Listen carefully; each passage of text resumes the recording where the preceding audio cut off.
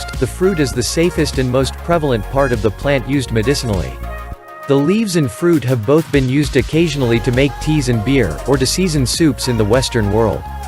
Bitter melon was traditionally used for a dazzling array of conditions by people in tropical regions.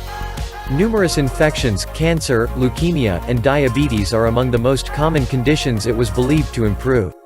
Bitter melon is reported to help in the treatment of diabetes and psoriasis. It has also been thought that bitter melon may help in the treatment of HIV, but the evidence thus far is too weak to even consider. The ripe fruit of bitter melon has been suggested to exhibit some remarkable anti-cancer effects, but there is absolutely no evidence that it can treat cancer.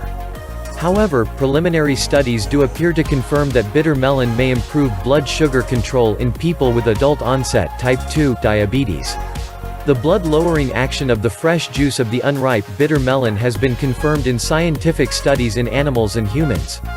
At least 3 different groups of constituents in bitter melon have been reported to have hypoglycemic, blood sugar lowering, or other actions of potential benefit in diabetes mellitus. These include a mixture of steroidal saponins known as carotene, insulin-like peptides, and alkaloids. It is still unclear which of these is most effective or if all 3 work together. Nonetheless, bitter melon preparations have been shown to significantly improve glucose tolerance without increasing blood insulin levels, and to improve fasting blood glucose levels. Hello everyone, today we are going to talk about exercise and diabetes. Now, I get a lot of questions from my patients about how to exercise when you have diabetes, what type of exercise do you need to do, how long do you need to do, how intense it has to be, right? So we are going to talk all about this now.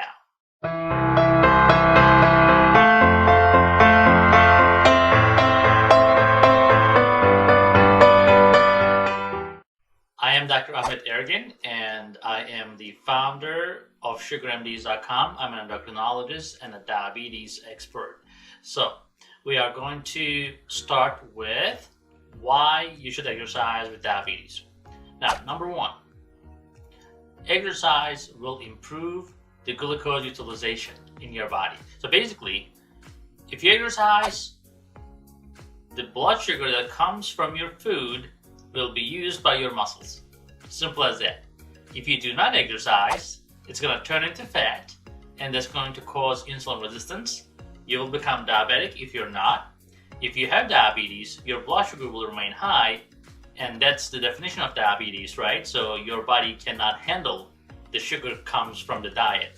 So as a result, your blood sugar will have to be high unless you utilize it by using exercise, by doing exercise. So the more exercise you do, the less medication you will need. It's as simple as that. Now, I also understand that not everybody is physically capable of doing every exercise, but everybody, unless you're totally bedridden, should be able to do some sort of physical activity that can get the blood moving, the muscles working, and that's why we're going to talk about that as well. Again, Sugar MDs is an on-demand diabetes care, so depending on your specific situation, we will coach you in terms of what exercises you can do. But this video is for general purposes, and I'm hopeful that it will help you personally. Now, how do you really transition from sedentary state to an active state? That is somewhat intimidating. So if you have not done any exercise, all you do is going back and forth between your car and your work, or you're just basically just staying at home, you're retired, and suddenly that exercise comes to you or your doctor recommends to do so. So then it is kind of a little intimidating. So you should ease it in. You don't have to start running. If you have not even walked for a long distance, you should ease into it. Let's say today you can walk a block, tomorrow you can walk 2 blocks. Maybe depending on how you tolerate that, your body will tell you, right, how tired you are. But depending on how you tolerate that, you may want to increase that daily or weekly. And then, how much you increase the intensity, the duration, depends on, again, how you feel. If you feel very winded, that you feel like you cannot do it, your heart is racing, you feel totally exhausted, then I would not recommend pushing. More importantly, if your doctor thinks that you may have a cardiovascular disease, if you had a history of heart attacks, if you are very high risk for cardiovascular disease, you should definitely get a medical evaluation before you go for an intense exercise regimen. Welcome to this presentation of the worst food for diabetics. A healthy diet is your best line of defense in controlling diabetes. It's crucial to know what foods to eat and what foods to limit in order to keep your blood sugars stable.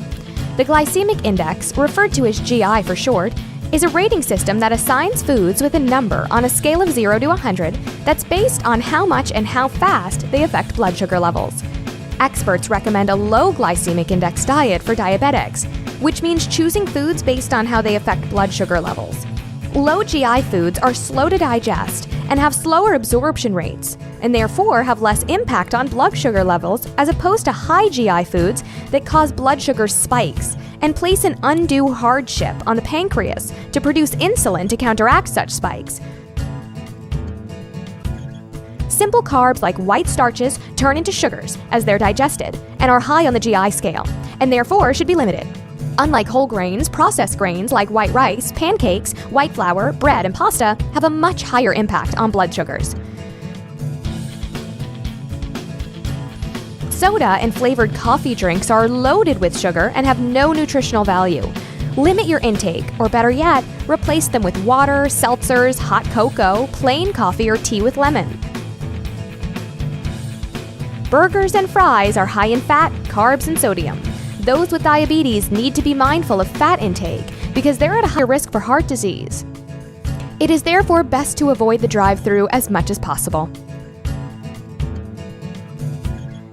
Since diabetics are at a higher risk for heart disease and weight gain exacerbates the condition, high unhealthy fat foods should be limited. Swap lard and butter for vegetable or olive oil. Fruit contains natural sugars, and some fruits have more than others do. Berries contain the least sugar, so you can eat more of them and satisfy your sweet tooth. Whole fruit is best. Avoid canned products and heavy syrup, preserves, and juice, as they have much higher sugar concentrations, and juice lacks fiber. Cake, cookies, pie, muffins, cupcakes, and other baked goods should be eaten in extreme moderation, since they're made with white flour and refined sugar. An occasional indulgence is fine, but dessert with every meal will quickly cause blood sugars to spike and will place an undue burden upon the pancreas. Alcohol can increase pain associated with diabetic neuropathy. Excessive alcohol, especially sweet mixed drinks, can cause blood sugar spikes. Light beer and dry wine in moderation is best. Fried foods have too many starchy carbohydrates from the coating, along with saturated fat and sodium. Fried anything is an all-around bad choice for diabetics.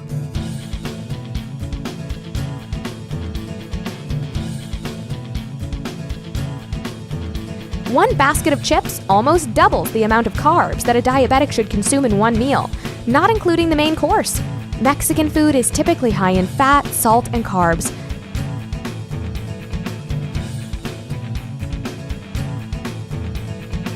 Healthy diet choices ensure good health and weight loss and can reverse type 2 diabetes.